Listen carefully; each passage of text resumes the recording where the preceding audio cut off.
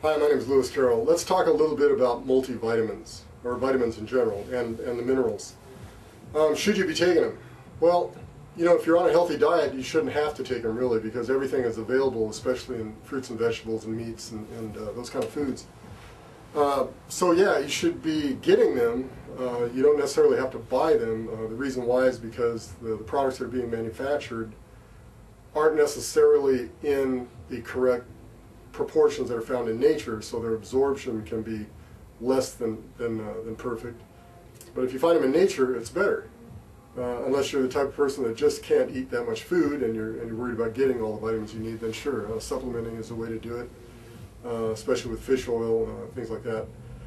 But you got to keep something in mind. You know, you can take a lot of vitamins and still end up dying at 80, you know, because vitamins and minerals are raw materials that allow processes to go on in the body, and they allow maintenance to go on in the body, but they don't command it or demand it the way hormones do.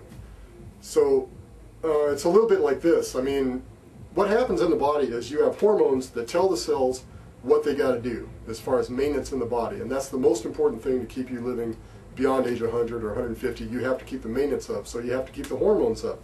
The hormones really come first, and then when the cells understand what they have to do, then they need the raw materials to work with, and that's where the vitamins and the minerals come in, and proteins. You have the raw materials to work with, but the hormones are telling the cells what to do. They're giving the cells instructions on what kind of maintenance they're going to perform and how much of it they're going to perform.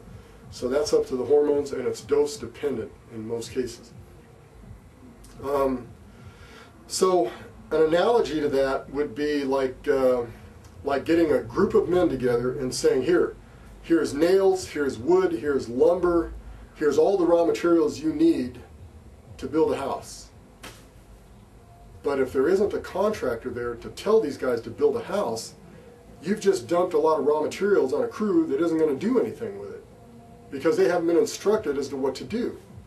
So if you're going to take a lot of vitamins and minerals and proteins and fats and give your body all these good raw materials, the cells still need to know what to do with it. They need to be told, you're going to build a house. Or actually, in the case of the body, you're going to be doing a lot of maintenance. You're going to be creating more hemoglobin. You're going to be creating more muscle tissue. You're going to be synthesizing this. You're going to replace some heart cells. You're going to do all this work. You're going to create, you know, you're going to set this this body up with the right kind of maintenance. So then the body knows what to do, but the hormones say that.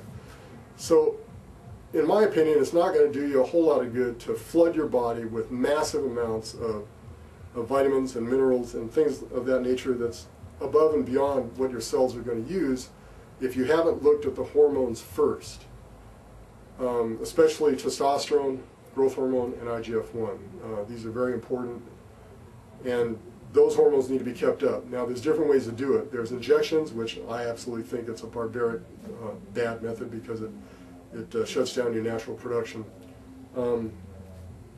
Exercise, which is a good method, but it does take time. You got to go to the gym, or you got to do something. You got to climb on a bike or do something that is going to raise your testosterone and growth hormone levels.